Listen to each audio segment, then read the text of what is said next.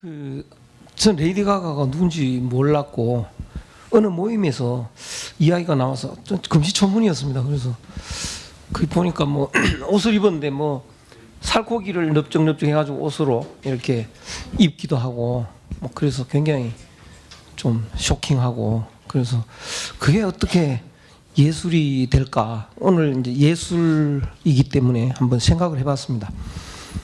그러니까 그러면 안 돼라고 하는 거는 요 세간적인 사람이라고요. 답답한 사람들이죠. 그러니까 무슨 짓인들 괜찮습니다. 무슨 짓인들. 그래서 그런 차원에서 답답하게 살아가는 사람들을 우습게 여기고 이렇게 그런 생각들을 보여주는 거죠. 그러면 그 여러 가지 의미에서 이런 답답한 생각을 했던 사람도 열광을 할 거고 또 어린 사람들이 이 어른들의 이런 도덕률, 규율 이런 거 진저리가 난 사람도 열광할 거고 여러 가지 이제 지지자가 있게 마련입니다. 그런데 알고 보면 이 사람들의 사고방식에 문제가 없는 거냐? 잘 생각해 보면요. 이 세간적인 사람들은 자기가 만든 의식의 노예처럼 얽매여서 살아가는 건데 이 사람은 해방됐느냐? 이 사람도 엄청난 의식의 노예입니다. 무슨 의식의 노예냐? 여기서 태어나서 여기서 죽으면 한 줌의 흙으로 돌아간다. 인생은 허망하기 짝이 없는 거 라고 하는 의식을 가지고 있다는 거죠. 그 의식의 노예로서 살아간다는 거죠. 뭐 효도 안 하면 어때? 라고 하는 것도 어차피 허망한 인생인데 그거 얽매일 이유가 없다라고 하는 의식에 얽매여 있다는 거죠. 가장 큰 의식. 여기서 태어나서 여기서 죽어서 아무것도 없는 존재로 끝난다는 의식입니다. 그 의식에 따라서 살고 있다는 거죠. 그 의식도 벗어야 돼. 그 의식에 사로잡혀서 노예처럼 살아가는 것도 잘못이다. 그것에서 벗어나면 이제 출세간에서 벗어났으니까요. 출세간 이렇게 되는 거죠. 출세간입니다.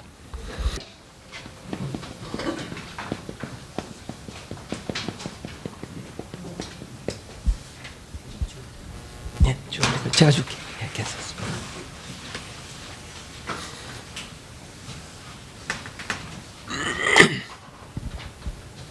군자가 요 갈지자는 뭐 설명이 복잡한데 군자가 천하는 세상입니다. 요 어자는 에서 군자가 세상에서 요게 동사가 생략이 됐습니다. 군자가 세상에서 여차여차 산다. 요 생략이 됐는데 여차여차 산다는 건 뒤에 나와 있습니다. 군자지 어천하야 무적야 이렇게 나옵니다. 무적야. 적은 간다, 한다, 해야 된다 뭐 이런 겁니다. 해야 된다는 거 없다. 그러니까 이래야 돼 뭐 그런 거 없는 거죠.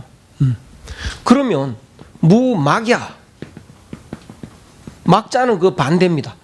그러면 안 된다 하지 말아야 된다 이게 막입니다. 그런 거 없다. 그러니까 해야 된다는 것도 없고 하지 말아야 된다는 것도 없다. 이건 뭐냐? 의식 속에 그런 고정관념이 일체 없다는 거죠. 그러면 이래도 좋고 저래도 좋냐? 이래야 된다 저래야 된다는 게 없다면 말이죠. 이래도 좋고 저래도 좋냐? 아닙니다. 자연이라는 것은 이래도 되고 저래도 되는 게 아닙니다. 자연은요. 지금 이제 봄인데 여름으로 가지 않습니까? 근데 이 봄이 난 여름으로 가야 돼 라고 의식하면서 가는 건 아닙니다. 그러나 겨울로 가지는 않습니다. 길이 한 길로 가는 거지 이래도 좋고 저래도 좋은데 그러나 겨울로 가도 좋고 여름으로 가도 좋지만 여름으로 간다 그런 건 아닙니다. 그 상황에서는 한 가지 선택밖에 없습니다. 자연이라는 건요. 그걸 여기서는 의라고 합니다. 요 의는 의자와 같습니다. 마땅한 것. 거기에 여자는 함께한다. 마땅한 상황에 내가 함께하고, 요 비자는 따를 비자입니다. 마땅한 상황에 따라서 행동한다. 그 마땅한 상황은 내가 의식에 들어있는 거냐? 그건 아니죠. 저절로 맞추는 겁니다. 저절로. 이런 상황이죠. 그래서 이 논어를 읽고 보면 그 레이디 가가의 예술이 얼마나 문제 있는 예술인지, 그 출세관이라는 것이 출출세관으로 가는 과정일 때는 의미가 그런 대로 있습니다. 그런데 그 출출세관으로 가는 과정이 아닙니다. 왜 아니다라는 걸 아느냐 하면요, 그 출세관의 그런 이 출세관적 정서를 가지고 돈을 벌려고 뛰어다니고 있지 않습니까? 그건 무슨 의미입니까? 그렇죠? 돈 벌어서 한 줌에 재가 되나, 가난하게 살다가 한 줌에 재가 되나, 무슨 상관이 있습니까? 그런데 그걸 이용을 해가지고 돈벌이 한 대로 뛰어다니는 거거든요. 그러니까 출세관을 표방하는 거지 출세관도 아닙니다. 그러니까 일종의 사기죠, 사기. 출세관적 그런 거를 요구하는 많은 사람들을 대상으로 사기극인 거죠. 그 예술이 뭐냐? 예술에 대해서 자활, 인이, 불인, 열애하, 또 인이, 불인, 여악하. 요 이자가 있으면요, 이자 앞에 것도 문장이고 뒤에 것도 문장입니다. 그러니까 사람 인자가 한 글자인데 문장이 되려면 명사면 문장이 안 됩니다. 목적어도 문장이 안 되고 주어도 문장이 안 되고 수러일 때만 문장이 됩니다. 한 글자가 문장되기 위해서는요. 그래서 요 인자가 수러로 해석해야 됩니다. 사람이 되었다, 이렇게요. 사람이 되어서 어질지 못하다. 어질지 못하다. 그러면 요 문법적으로 여하라고 하면 어떻게 하겠느냐, 가운데에 목적어가 옵니다. 그것을 어떻게 하겠느냐. 그 요 예가 왔지 않습니까? 예를 어떻게 하겠느냐. 사람이 되어서 어질지 못하면 음악을 어떻게 하겠느냐. 음악뿐 아니고 미술을 어떻게 하겠느냐. 다 되겠죠. 무용을 어떻게 하겠느냐. 모든 예술을 어떻게 하겠느냐. 못한다. 예술을 할 수 없다. 그러면 예술의 조건이 뭐냐? 인인 거죠. 인. 또 예법의 조건이 인입니다. 그러면 예라고 하는 거는 어떻게 만들어진 거냐? 원래 예라는 건 없었죠. 원래부터 예가 있었던 건 아닙니다. 그런데 인한 사람과 그렇지 않은 사람의 차이가 있는데요. 인하다는 것은 뭐 다 아시다시피 이제 다 한 마음으로 사는 사람. 불인한 사람은 욕심으로 사는 사람. 그래서 두 종류의 사람이 있다고 할 때 어떤 사람이 좋은 일이 생겼다. 어떤 사람이. 그러면 인한 사람은 자기 기분도 행복해집니다. 그러면 가서 굉장히 행복해지고 반갑고 하니까 가서 축하를 한다고요. 반갑다. 뭐 어깨를 치든지, 와 반가워, 내가 기분이 좋다, 이렇게 기쁠 수가, 이렇게 행동을 했는데, 욕심 많은 사람이 그런 상황을 보면 배가 아픈 거죠. 내한테 좋은 일이 있어야지 왜 자기한테 있냐고요. 가서 행패를 부리겠죠. 야, 왜 니한테 좋은 일이 있었냐, 너 뭔가 꼼수를 썼다, 이렇게. 그렇죠. 좀 정당하지 못해, 비겁해, 행패를 부리는 거죠. 제3자가 보면 어느 것이 보기가 좋으냐, 첫 번째 사람이 보기가 좋다고요. 두 번째 사람 행패 부리는 거 보기가 싫어. 그래서 제3자는 나는 첫 번째 사람처럼 하겠다. 그러니까 이제 좋은 일이 있을 때 친구한테 가서 첫 번째 사람처럼, 기분이 좋다, 어깨를 두드린 거죠. 내가 왜 이렇게 좋은지 모르겠다. 그런데 그 첫 번째 사람은 이제 첫 번째 사람 불러가지고 너 어제 그 축하하는 모습이 정말 보기 좋더라. 똑같이 한번 해봐. 할 수 있을까요, 없을까요? 그 사람은 어제 했던 그 방식대로 할 수 있나요, 없나요?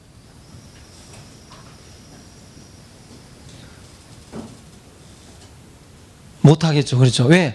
그 방식대로 해야 된다는 기억이 없거든요. 의식이 없는 거지. 그냥 기분 좋은 대로 자연스럽게 무심히 가서 이렇게 축하를 한 거라고요. 그런데 세 번째 제3자가 했는 그 방식대로 너 보기 좋더라고 해봐 할 수 있죠.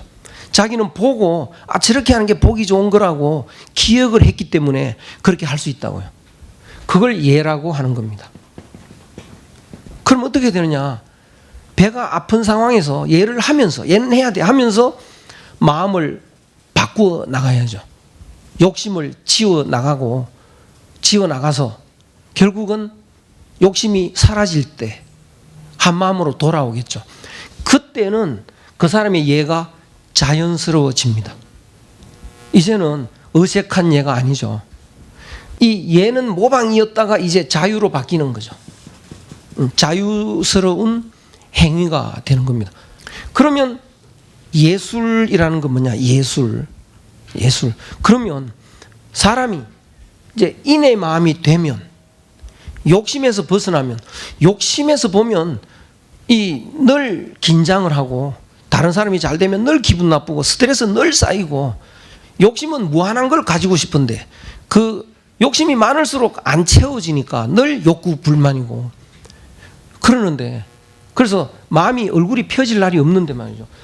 욕심이 사라지고 한 마음이 되고 나니까 모든 게 기쁜 일로 꽉 차는 거죠. 모두 나니까 이게 경쟁하고 싶은 마음도 없고 생로병사도 없고 그러니까 항상 이 웃음이 행복의 미소가 가득한 그러니까 그 사람은 마음의 기쁨으로 충만된 이런 마음이 되니까 그 사람이 기쁨이 충만되면 가만히 있질 못합니다. 흥얼흥얼 입에서 나오죠.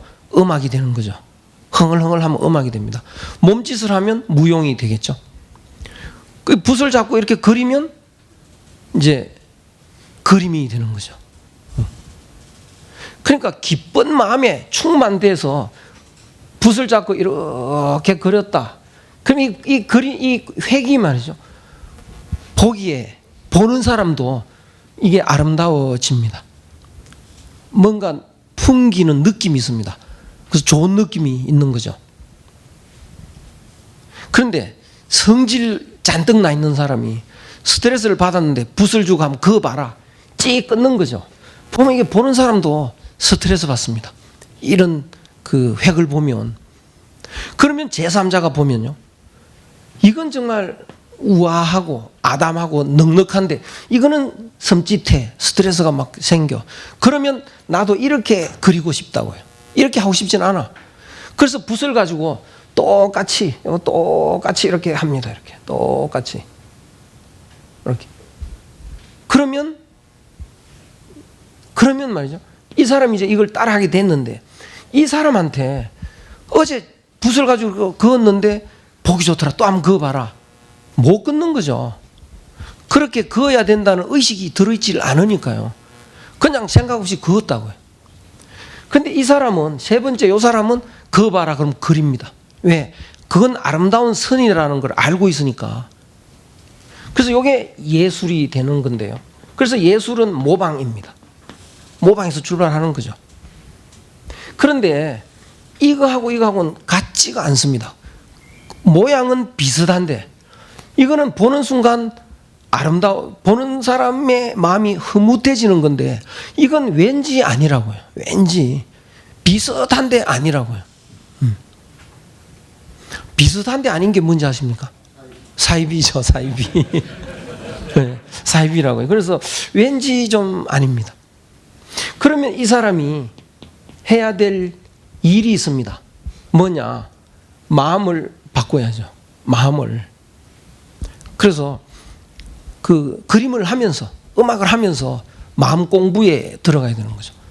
그러다가 자기도 이제 욕심이 사라지고 이제 한 마음으로 돌아서는 순간 마음 속에서부터 행복감에 이제 도취되는 거죠. 행복해지고 나니까 그때 비로소 이 선이 이 사람 선하고 같아지는데, 그러면 그렇게 되고 난 뒤에는 꼭 이렇게 그려야 될 이유가 하나도 없는 거죠. 그냥 마음에서 우러나는 대로 그냥 아무렇게나 그어도 다 같은 효과가 있습니다. 아무렇게나 그려도, 아무렇게나 흥얼거려도 그 처음에 보기 좋은 그게 되는 거죠. 그러면 어떻게? 모방이라고 하는 형식에서 벗어나는 거죠. 그걸 우리는 뭐라고 하느냐? 장작이다, 이렇게 말을 합니다. 그래서 장작은 형식에서 벗어나는, 형식에 얽매이지 않습니다. 그러면 욕심은 잔뜩 있는데 그 예술가의 대가들은 장작을 하기 때문에 유명하거든요. 그러니까 대가는 역시 장작이야. 나도 장작해야죠. 그래야 나도 대가 될 것 아닙니까? 그럼 장작은 뭐냐? 모방의 틀을 깨는 거라고요. 거기서 벗어나는 거라고. 그러면 이 모방의 틀을 깨가지고 나도 형식을 벗어나서 아무렇게나 그렸다. 그러면 이것이 장작인 줄 아는데 장작인가? 이게 마음이 바뀌지 않는 한 욕심으로 선을 그었다. 형식만 깼다. 그건 장작이 아니고 장난이다, 이렇게 말합니다. 장난이다. 우리는 한국인이기 때문에 한국 예술은 어떻게 이해해야 되는가? 그걸 다시 한번 좀 따져보도록 하겠습니다. 치자는 물을 요라고 발음하면 좋아한다, 이런 뜻입니다. 물을 좋아한다. 요 악으로 발음하면 음악, 풍류가 되고요. 락으로 발음하면 즐거움, 이런 뜻입니다. 발음이 세 가지입니다. 그래서 지자는 여수, 지자는 물을 좋아해. 인자는 요산, 산을 좋아해. 지자는 물을 좋아하고 인자는 산을 좋아한다. 너무나 유명한 그 문장이거든요. 지혜로운 자는 물을 좋아하고 어진 자는 산을 좋아한다. 이게 무슨 의미일까요? 이게 무슨 의미입니까? 지혜로운 자는 물을 좋아하고 왜 그럴까? 어진 자는 또 왜 산을 좋아하느냐? 해답이 안 나옵니다, 이게.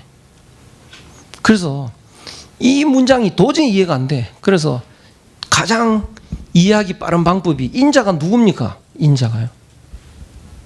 인자의 글자는 이거 사람이죠. 두 사람이죠. 한국인이라는 뜻입니다. 한국인 왜 혼자 잘 안 다니니까 그렇죠.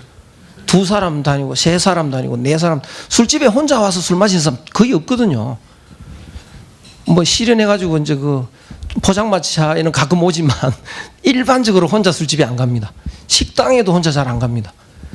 그래서 둘, 셋, 넷 이렇게 가는 거지 혼자 안 간다는 뜻으로 우리 민족에 대한 별명입니다. 인자가요. 그러니까 이거를 한국인 이렇게 하면 바로 이해됩니다. 한국인 돈 좀 벌어가지고 별장이나 뭐 하나 만들어 보겠다. 물가에 잘 안 가요. 대개 산, 그렇죠. 산. 뭐 계곡이 있으면 좋긴 하지만 그러나 기본은 산입니다. 산을 좋아해요. 그럼 지자는 누구냐? 이것도 지자가 뭔지 잘 모르겠는데 쉽게 말하면 일본인 이러면 그냥 딱 와닿습니다. 일본인 물을 좋아합니다. 그 사람 별장 지어라, 어디 집 지어라, 물가에다가 짓습니다. 왜 이렇게 다른가? 그래서 사람들을 이렇게 물가를 좋아하는 사람, 산을 좋아하는 사람 이렇게 분류를 한 거, 이게 아마 논어에서 볼 수 있는 건데요. 그러면 인자와 지자의 차이가 뭔가? 한국인의 특징이 뭐냐? 한국인과 한국인이 아닌 사람들이 어떤 차이가 있느냐? 제가 이런 비유를 잘 하는데요. 또 대밭에 가보면 대가 자라고 있습니다. 대가 몇 그루입니까? 너무 쉬워서 대답도 두 그루가 자르고 있는 거죠. 두 그루가. 그렇죠. 그런데 보이지 않는 부분에도 있습니다. 뿌리라는 게 있습니다. 뿌리. 어느 게 더 중요한가요, 이게? 뿌리가 더 중요하죠. 안 보이는 데 있는 것. 그런데 이게 한 뿌리로 이렇게 연결이 됐습니다. 한 뿌리로. 이게 제일 중요하다고, 이게. 그 한 뿌리의 차원에서, 한 뿌리의 입장에서 판단하는 게 본질적인 판단인데요. 그러면 여기서는 두 그루지만 이거 두 그루라고 할 수 있나요, 이게? 못 한다고요. 그러니까 이게 너고 나면 너는 너 나는 나 이러지만 여기서는 이게 우리가 남일까 이런 생각이 드는 거라 다릅니다. 그러니까 여기에서 안 보이는 뿌리를 이야기하면 안 된다. 그건 안 되는 거라고. 보이는 것만 따져야 된다고 하는 게 일본이고 유럽이고 그렇습니다. 안 보이는 뿌리를 그게 제일 중요한 거라고 생각하는, 판단하는 전형적인 사람이 한국입니다. 그래서 우리나라 사람 굉장히 독특합니다. 이 안 보이는 뿌리. 지금도 세계에서 유일하게 족보라는 걸 만듭니다. 그 뿌리 찾기거든요. 족보. 경제적으로 전혀 도움이 안 됩니다. 그 족보, 대동보 막 이렇게 만드는데 몇 억씩 써가면서 말이죠. 뿌리 찾기. 안 보이는 뿌리. 이거 찾는 건데요. 이게, 그래서 이게 정서가 아주 다른.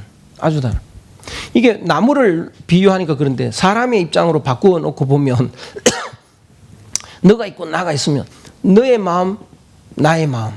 이렇게 보는 방식인데 우리는 너의 마음이 있고 나의 마음이 있다. 그럼 이게 나무 뿌리처럼 연결이 됐다. 이렇게 보는 거라고요. 그럼 이게 뭐냐? 한 마음이죠. 그래서 우리나라 사람이 가장 많이 쓰고 좋아하는 단어가 한 마음인데요. 당장 유럽에 가서 영어를 좀 하는 사람이 가서 우리 원마인드로 뭐 같이 합시다. 이상한 사람 취급받습니다. 원마인드라는 개념이 아예 없습니다. 전혀 다른 거죠. 전혀 달라. 왜 이렇게 다를까? 정반대인데요. 왜 이렇게 다를까? 그건 뭐 여러 가지 원인이 있을 텐데 제일 큰 원인은 아마도 환경인 것 같습니다. 환경. 제가 그 일본에 가서 살아보니까 환경의 이 영향이라는 게 엄청나게 크다는 걸 알게 됐는데요. 여기는 이 벌레가 와서 잎을 다 갉아먹어. 그러니까 잎을 간수하기 위해서 정신없다고요. 또 태풍이 와서 가지를 자꾸 찢어버려. 가지 붙드느라고 정신없는 거죠. 짱짱한 맑은 날이 갑자기 비가 옵니다. 거기 변화무쌍한 거죠. 그러니까 무진장이 예민해야 됩니다. 굉장히 예민합니다. 그 사람들이. 그러니까 이 몸 하나 간수하는데 정신을 못 차리니까요. 뿌리 신경 쓸 여유가 없습니다. 그런데 이쪽은 어떠냐? 벌레도 없고 태풍도 없고 지진도 없고 습기도 없어. 굉장히 한가로하죠. 그러면 사람이 생각을 합니다. 나는 누구냐? 뭐 이런 생각도 하고 그러죠. 그런 생각할 여유가 있다고요. 어디서 와서 어디로 가느냐? 인생이 뭐냐? 뭐 이런 생각을 하죠. 그러다 보니까 내 본질이 뭘까? 내 뿌리가 뭘까? 그러다 보니까 한 뿌리라는 것을 알게 되는 민족이죠. 그래서 이 뿌리 의식이 굉장히 강한 민족이다. 이렇게 한국인의 특징이 뭐냐? 이중구조 때문에 나타나는 한이 있습니다. 한이. 이 한이라는 게 한국인의 아주 그 독특한 정서입니다. 한. 그래서 하늘처럼 취급을 받아야 되는데 그걸 못 받는다. 한이 맺혀버리는 거죠. 이게 공통적으로 있습니다. 그래서 이 예술 장르의 첫째 한풀이가 나오는 거죠. 난 하늘이니까 하늘은 영원해야 되는데 기껏해야 8, 90년 살고 이거 안 되는 거죠. 한 500년은 살아야 최소한, 그렇죠? 한 500년. 막 한 맺힌 소리를 지르는 거죠. 꽹가리로 막 한풀이 하는 거죠. 하늘은, 우리는 한 마음으로 있으면 이별이 없는 겁니다. 마음은 늘 하나이기 때문에. 그런데 이별해야 된다. 이게 한이 맺힙니다. 그 막 콩밭매는 아낙네가 막 배적삼에 눈물을 흘려. 왜? 호르몬이 두고 이별해서 그렇습니다. 그래서 이별의 한, 뭐 이런 게 기본적으로 있고, 그래서 한풀이, 이 예술 장르가 있는 건데요. 그래서 그 예술적인 노력을 통해서 한을 푸는 건데, 그건 뭐냐? 뿌리 찾기인 거든 이죠. 뿌리로 향해 가야 됩니다. 뿌리로 향해 가려면 뿌리는 하나니까 하나를 추구합니다. 먹 하나 가지고 꽃도 그리고, 그렇죠? 산도 그리고, 뭐 강도 먹으로 그리고 한색으로 다 그립니다. 도자기를 그려도 만들어도 하얀색 하나로 만듭니다. 이거 우리나라밖에 없더라고. 이게 중국도 안 그렇고 일본도 안 그렇습니다. 채색을 합니다. 근데 우리는 하얀 백자, 파란 청자, 한색으로 하나의 색, 하나의 색, 순수성, 이거 강조하는 거죠. 순수, 이거 강조합니다. 그래서 하나를 이렇게 추구해 들어가는데, 그 하나를 추구해 들어가서 뿌리에 가까워지면 사람이 너와 나의 경계가 허물어지는 거죠. 그래서 이 사람이 내건 이거 따질수록 똘똘한데, 이제 뿌리로 가까워지면 니기 내건지 내긴 이건지 이렇게 허물허물해집니다. 그러면 똑똑해진 것 같지 않아. 그냥 좀 내 거 뺏어가도 그냥 웃고 있고 좀 멍청해지는 듯한 그런 그 심리 상태가 된다고요. 그거 표현하는 게 뭐냐 하면 바보 얼굴이 나옵니다. 바보 얼굴. 그러니까 이 무슨 경주 남산 같은 데 가면 이렇게 막 바보 얼굴이 많이 조각돼 있고, 이런 조각 같은 거. 그러니까 석공들이 어지간히 기술이 없어서 얼굴을 꼭 시골의 바보 같은 얼굴을 만들었느냐? 그거 아니죠. 심오한 거라고요, 그거. 우리나라 석공이 다보탑 만들고 하는 거 보면 놀랍습니다, 그거. 그거는 뭐 인간의 수준을 넘어가는 기술인데 왜 이런 걸 만드느냐? 그 뿌리로 향해 갔을 때의 그런 상태인 거죠. 그 다음에 뿌리로 아주 더 가까이 가면 뚜렷한 게 없습니다. 뿌리는 그냥 전부 하나로 어둑어둑하게 하나로 통해 있죠. 박수건 그림 같은 거, 그런 표현이죠. 그 뚜렷하게 환하게 구별하지 않습니다. 어둑어둑 해가지고 이게 뭐 사람이 있는 건지 없는 건지. 그래서 어떤 사람들이 그게 박수건 화백이 가난해가지고 물감이 없어서 그런 거냐 뭐 이래가지고 해보니까 아니래요. 덧칠을 하고 해서 그거를 표현했다고. 그러니까 그게 하나의 세계, 뿌리의 세계를 표현하고 있는 거죠. 잎이 잎인 줄 알고 움직일 때는 잎놀림이었다고요. 근데 잎이 이제 뿌리를 알고 뿌리의 마음으로 움직일 때는 이게 잎의 움직임이 뿌리의 움직임이라고. 이게 뿌리의 몸놀림이 됩니다. 그러니까 우리 사람도 내가 요 몸이 나라고 할 때는 내 움직임이 요 몸의 움직임일 뿐인데, 하늘을 만나고 하늘을 알고 보면 이 움직임이 하늘의 움직임이 되는 거죠. 움직임이 깊이가 달라집니다. 그리고 이 몸이 뭘 하는 것은 하늘의 작품이 됩니다. 그래서 우리나라의 그 무슨 경주 석굴암에 뭐 본존불상이라든가 석가탑, 다보탑, 저는 갈 때마다 그걸 이렇게 들여다보면 감탄스럽죠. 인간의 작품 같지가 않다. 그러니까 그걸 만든 사람은 몸으로, 인간의 몸으로 만들었지만 그 몸 동작은 하늘의 동작이 되는 겁니다. 그러니까 무슨 직업이든 무슨 일이든 뿌리의 경지까지 한 마음을 알고 살게 되면 하늘이 하는 삶으로, 하늘의 모습으로 살아가는, 그렇게 되는데, 그게 예술로 나타나면 어떻게 되느냐? 뿌리에서 이 관심은 이 잎에 있으니까, 잎은 다양하니까요. 다양성이 나옵니다. 마지막에 가서는 처음에는 순수성 하나를 강조하다가 나중에는 다양한 그 미술에도 다양한 색상이 나오는데요. 뭐 저 고구려 고분 벽화라든가 색동저고리라든가 뭐 보장이를 만들어도 곱게 만드는데 그 색상이라는 것이 다양하면서도 단순한 다양한 게 아니고 깊이가 있습니다. 깊이가. 그러니까 이 빨간색이면 빨간색이 그냥 빨갛게 칠하는 게 아니고 뿌리에서 나오는 색깔이기 때문에 깊은 심오한 빨간색. 뭔가 좀 깊이가 다릅니다. 이 건물에 단청을 해놔도 그 색깔이 얇은 색이 아니고 깊은 색깔이 나오는 거죠. 그래서 이거 그 연구하는 사람들이 보니까 이 고구려 고분벽화를 재현하려고 연구하는 사람 보니까요. 그 색상이 굉장히 고운데 깊숙한. 그러면 어떻게 그걸 재현을 하느냐? 덧칠이라는 걸 계속 하더라고요. 덧칠을 계속하면서 그 깊이를 내는 그런 기법을 쓰는 건데요. 그래서 곱지만 깊은 그런 그 다양한 문양이 나오고 다양한 그림이 나오고 다양한 색상이 나오는 그런 게 마지막에 나오는 한국 미술의 하나의 특징들이다. 그러니까 이런 예술이 그 오늘날 우리가 배운 서양 예술, 서양에서 격식에 맞는 거, 일본에서 격식 따지는 거 하고 다른 거죠. 그러니까 일본 같은 경우는 이게 얼굴도 자연으로 있으면 이게 안 좋은 거죠. 그러니까 이걸 탈을 쓰든가 하얗게 칠을 하든가 이빨은 까맣게 칠을 하든가 이거를 이제 가공을 하는 건데 우리는 자연스럽게 있는 그대로.